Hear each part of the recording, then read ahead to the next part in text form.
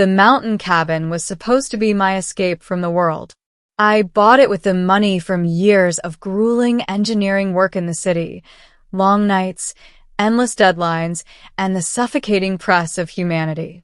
All I wanted was silence. No neighbors, no traffic, no lights that drown the stars. The cabin was old, creaking with the weight of years, but it stood on the side of a lonely peak where the only sounds were the wind and the call of distant owls. I'd visited a few times during the purchase process, but never stayed more than a night. This time, I came with the intention of staying for weeks. I didn't expect anyone to be inside. When I unlocked the door and pushed it open, I noticed something immediately wrong. A faint smell, like ozone mixed with crushed herbs, hung in the air. The fireplace was cold, but the woodpile had been disturbed. And then I saw it. A plate on the counter with crumbs on it. Someone had been living here. I froze, every instinct telling me to back out, but I didn't. I walked deeper inside, the floorboards groaning. My eyes swept the room. Everything looked normal. Then, from the corner, I caught the faintest flicker of movement. Someone was here. I turned quickly, just in time to see a figure retreat behind the old curtain that covered the doorway to the bedroom. Whoever it was didn't want me to see them. My heart hammered in my chest. Squatters, maybe? A drifter? Hello? I called, trying to keep my voice steady. No answer. Just silence. I stepped forward slowly, my boots crunching on the old wood. I pulled the curtain aside in one swift motion and froze.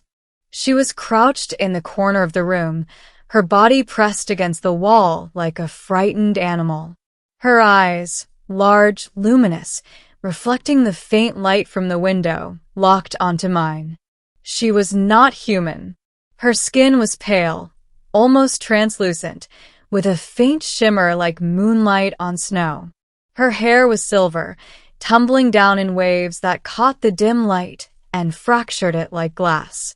She wore what looked like scraps of fabric woven together from material I didn't recognize. When she saw me, she gasped and pulled back further, as if I were the intruder, which in a way I was. You, I whispered, stunned. You're not. Her voice cut through the silence, soft but trembling. Don't look at me.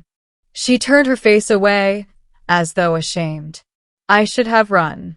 Any sane man would have bolted out the cabin door, back into his truck, and driven until the mountain was a memory.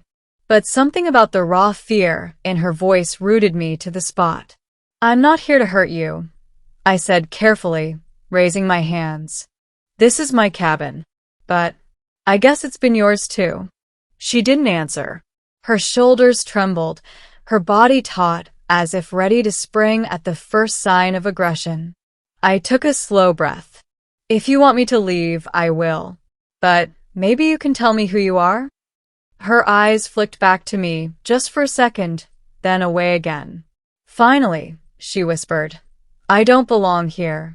I swallowed hard. I think we've established that. Middle, the hidden guest. The days that followed were strange, a delicate dance between intrusion and discovery. She didn't leave, but she didn't trust me either. Every time I tried to speak to her, she shrank away. Still, I noticed things. She moved silently, almost weightlessly, her bare feet making no sound on the wooden floor. She drank water, but barely touched the food I left out until I brought wild berries in from a nearby bush. Those she devoured hungrily, as if they were a taste of home. At night, when she thought I was asleep, I would hear her slip outside. Once, I followed quietly, just enough to see her standing under the stars with her hands outstretched. The sky seemed to shimmer around her, as though the constellations bent closer when she called. On the fourth day, she finally spoke more than a few words. You shouldn't be here. I own this cabin, I said gently, setting down the repaired lantern I had been working on. Shouldn't I be the one saying that? Her eyes narrowed, not in anger, but in confusion. You claim it. But this place was mine before you found it. Then maybe, I said slowly, we can share it. For the first time, she looked at me with something other than fear. You would live beside me, knowing what I am? The question hung heavy. I sat down across from her, leaving space. Then tell me what you are. She hesitated, her pale fingers twisting in her lap. Finally, she whispered, I am lost. My home is far from here. Too far. My people will not find me. Another country? I asked, though in my gut I knew better. Her head tilted slightly, her eyes reflecting sorrow. Another world. The silence that followed was heavy. I should have laughed, dismissed it, chalked it up to madness. But everything about her, the shimmer of her skin, the way the stars seemed to bend, told me it was true. An alien, I said quietly. She flinched at the word. If that is what you call me, I came here by accident. A rift, a storm in the skies. It pulled me through. I thought this place was abandoned. I hid because I feared your kind would destroy me. I leaned back, exhaling slowly. Some might. But I won't. Her eyes softened, just a little. For the first time, I thought I saw a flicker of trust. Rising tension. Weeks passed. Slowly, we fell into a rhythm. I would chop wood, repair the creaking beams, or fetch water, while she lingered in the shadows, always watching. Sometimes, she would ask questions in her hesitant, musical voice. Why do humans burn trees for warmth? Why do you eat flesh when berries grow freely? Why do you look at me as though I am not a ghost? And sometimes, when the night was deep and the fire burned low, she would share pieces of her own world. A city made of crystal towers that grew like living things. Oceans that glowed with their own light. Winds that carried voices of ancestors. I could listen to her for hours. But danger was never far. One evening, as I returned from gathering supplies in the nearest town, I noticed tracks near the cabin. Human tracks. Strangers had been close.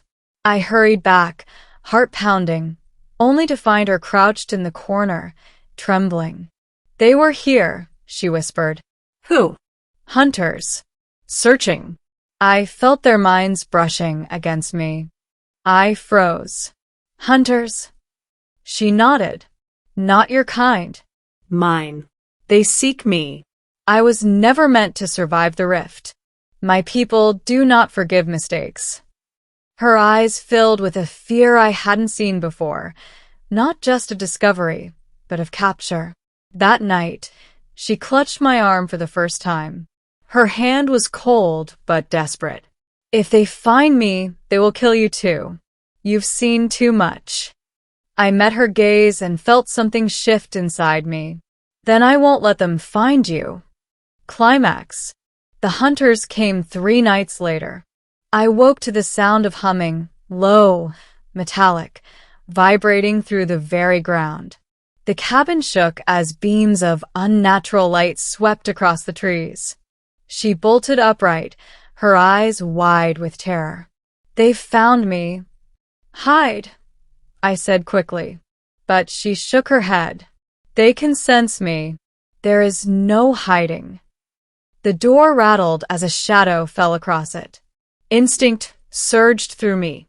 I grabbed the old hunting rifle I kept above the mantel, though I doubted it would do anything against whatever technology they carried. When the door burst open, 3 figures stepped inside. They were tall, clad in gleaming armor that pulsed with blue light. Their faces were hidden behind masks, but their voices were cold and sharp.